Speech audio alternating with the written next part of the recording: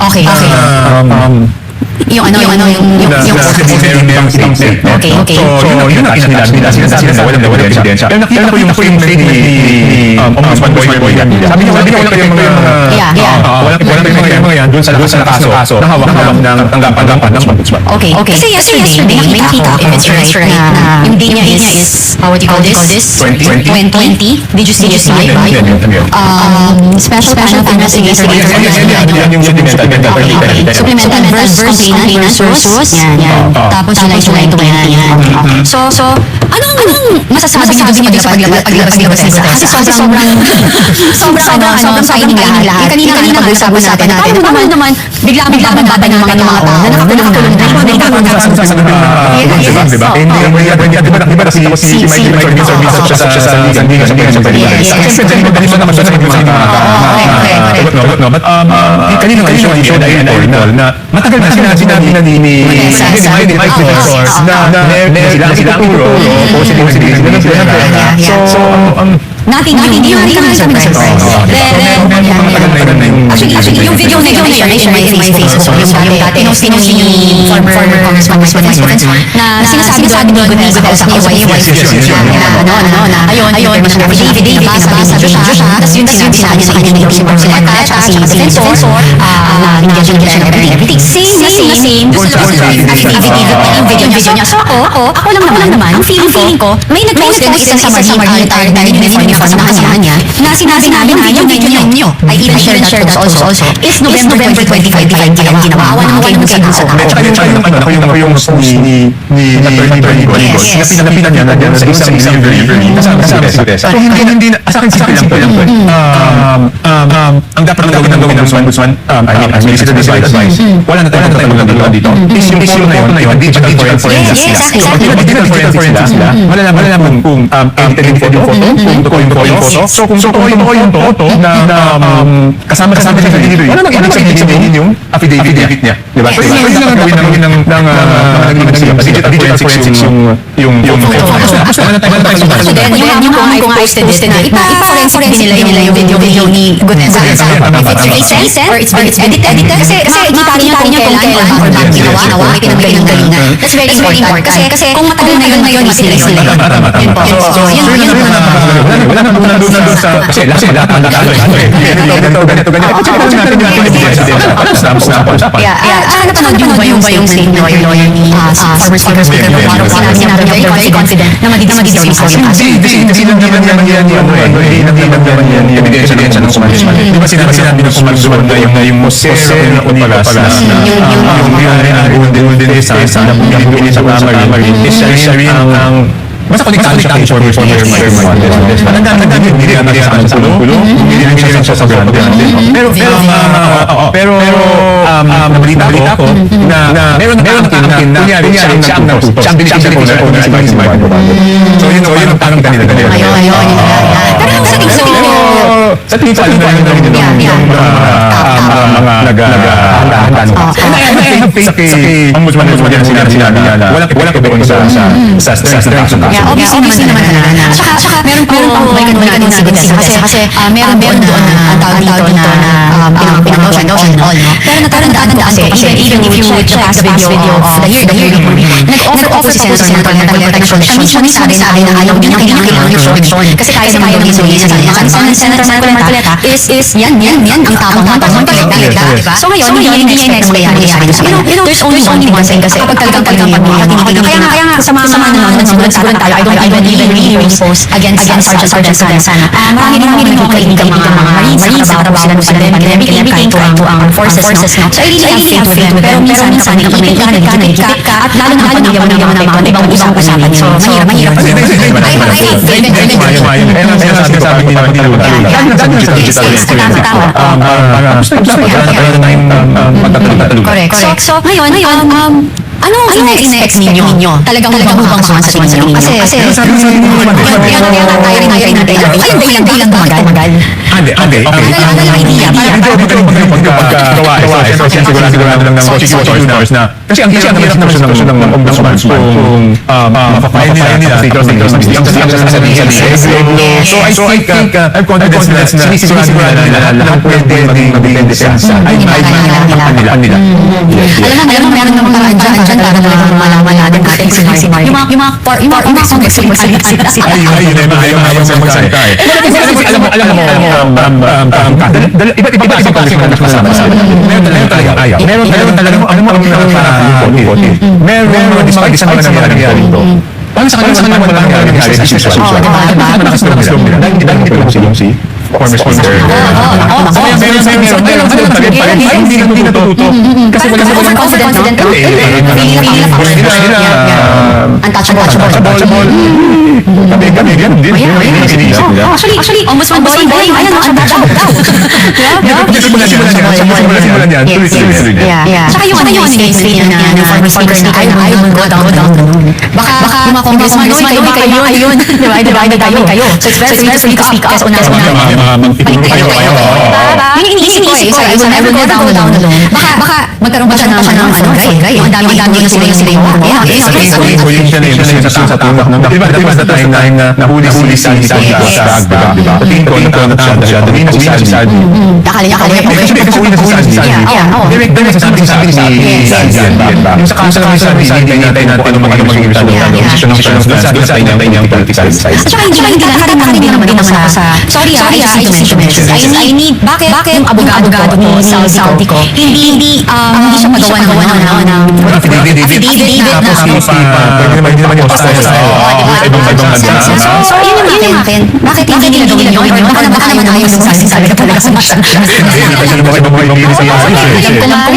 So sabi ko, kasi you hire somebody sa kumabag na I mean, I have to guess. I think the reason ayaw kasi madidetermine kung saan siya talaga. Pwede naman mag-post tayo dito. Di ko alam. Di ko alam. Ang hirap din ng sitwasyon na to. Kasi talaga, massive, talaga scam na talaga nag-aaralan. Ang masama dito is, dinesign yung proseso. Di ba dapat ang proseso ay anong bagay kampanya? Gawin mo para hindi makawan, hindi corruption. Ang ginawa na ba dito baliktad? Dinesign yung sistema para mapakawan at magatasan sa corruption. Yes. Hindi siya hindi siya isang corruption. Hindi yung corruption. Hindi yung sistema. Para madaling gawin ng corruption. Correct. I remember kung kayo ho ba hindi dinawit ng ombudsman? Kasi I remember nasa kanila yun. Sila naman sabi na hindi kanila ang beses. Naman ako. So every day naman kasi sa ICI ang napunong sa Senate naman, I will be parliamentary services. Kasi naman yun, diba? So, hindi ka ba? Wala naman Yes. Kasi the reason why I asked this question, kasi remember na when you were there, sila ni President The point doon is, siyempre dinay former speaker ni Morales, no? But nung nagkakagulo na yan, kinausap niya ako. Sabi sa akin, sabi niya, ano nangyayari? Kasi sobra naman si Sal. Sabi ko, natin tayo pa yung congressman. Hindi naman binibentahin ko sabi ko, may isang proyekto na ayoko na tayo noong 2025. So, matapos na 2024. So, nag-request sa kanya na nandun yung extra for na to finish. Kasi hindi mo nilalagay sa 2024 before, tapos yung 2025. So, may na isang tsaka di ba yung mga natin siyempre tapos so yun ang gusto mo tapos and then so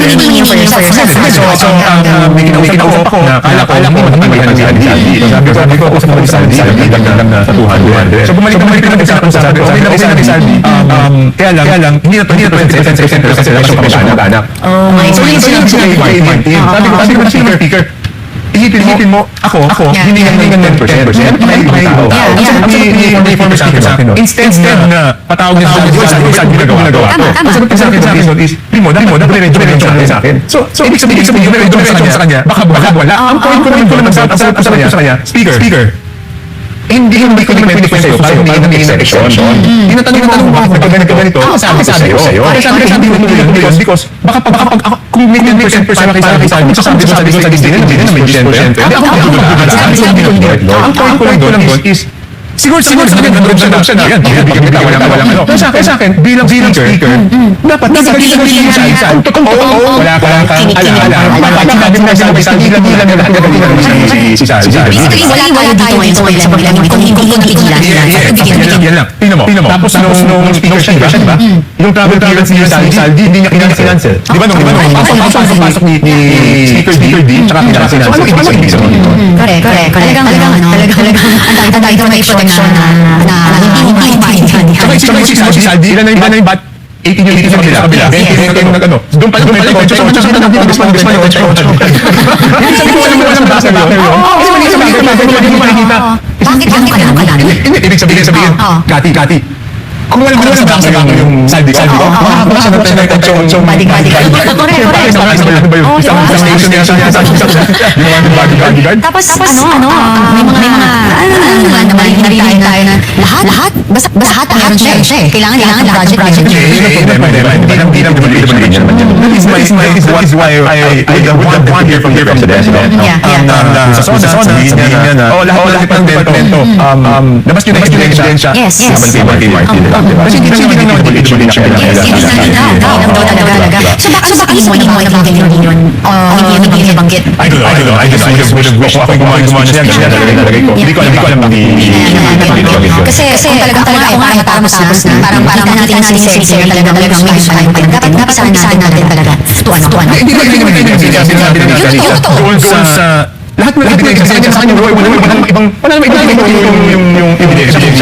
Ang dami na lumalabas. Ang mas nakakalimutan yung iba sa ating mga leader, it's either binabrush it off or hindi sa pakinggan sa mga witness. Hindi mo rin makikita. This is what I'm saying na hindi ko pwedeng double standard in anything, no? Doon sa kalaban sa politika, hindi lang ombudsman nagtatrabaho. Yung ibang mga departamento ng executive branch nagtatrabaho. So dapat hindi Martin Romualdez. Dito parang pinabayaan si ombudsman. Nabahala na. Yes. Di ba dapat tulungan siya? Yes. So yun lang sinasabi ko. Because yung accountability dapat pinipili or kalaban tayo. Kung ako. Mas magagalit pa ako sa kakampi ko na gumawa ng kalokohan. Kasi kaya tayo. Kasi doon sa kalaban to, wala nagutan doon. Diba? Doon sa ilalim ng matas. Hindi ako damay. Ang reputasyon ko, hindi damay. Doon sa ginawa ng kalaban ko sa politika. Pero doon sa ginawa ng kakampi mo sa politika, damay ang reputasyon mo. Aminin natin siya sa sarili ni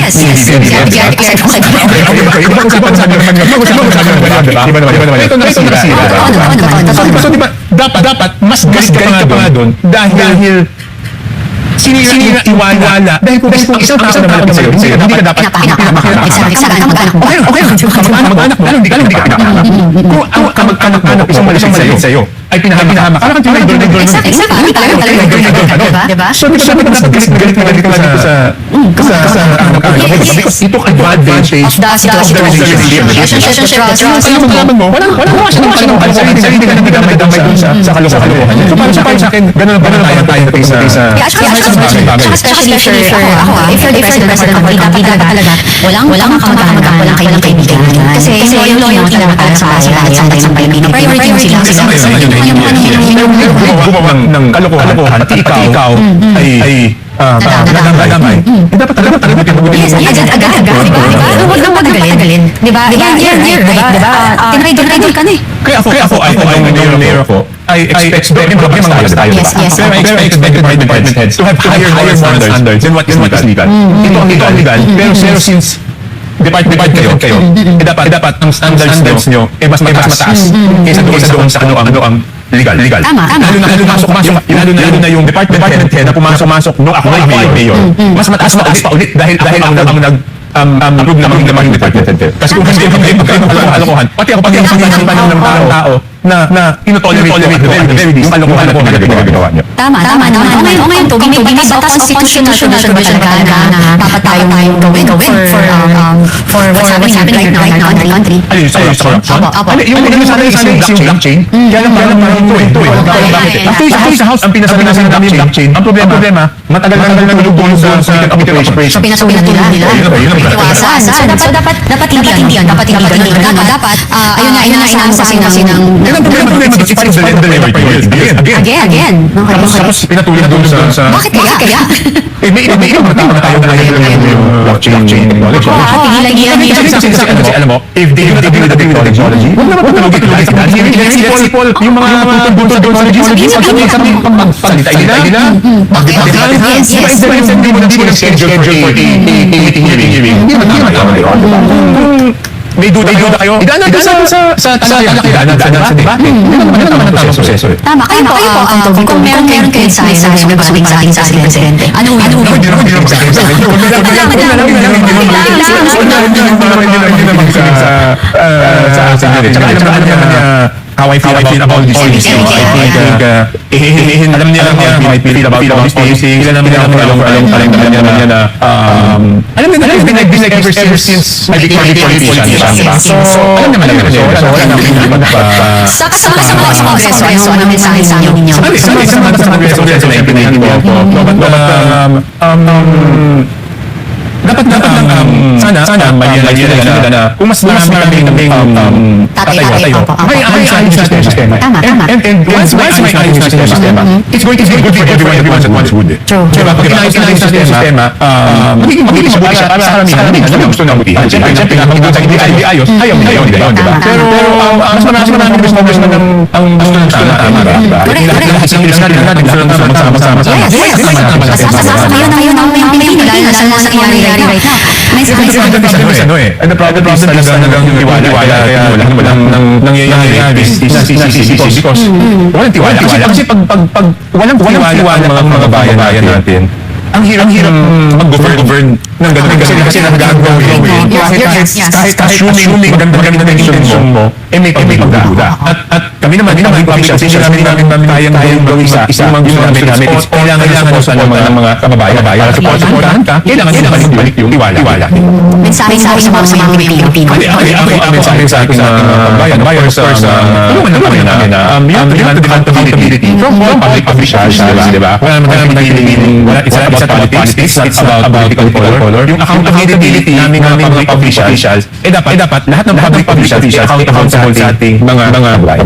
Tama. Mga kababayan, at saka dyan sa Kongreso, sama Congressman Toby, sana ho, manindigan na kayo. Tumayo na kayo, samahan niyo siya. At para naman ay magkaroon ng pagbabago siya sa Kongreso at mas gumaat muling maliwala ang bayan ng Pilipinas sa inyo. Kung Toby, thank you so much for taking knowledge and for letting our fellow Filipinos matutunan kung paano tumatakbo ang budget. That's the way they unang-una dapat matutunan yung proseso para maging transparent. Yes.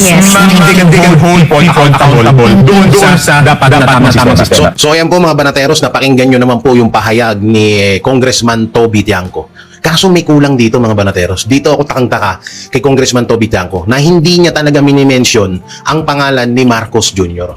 Sa totoo sin maganda na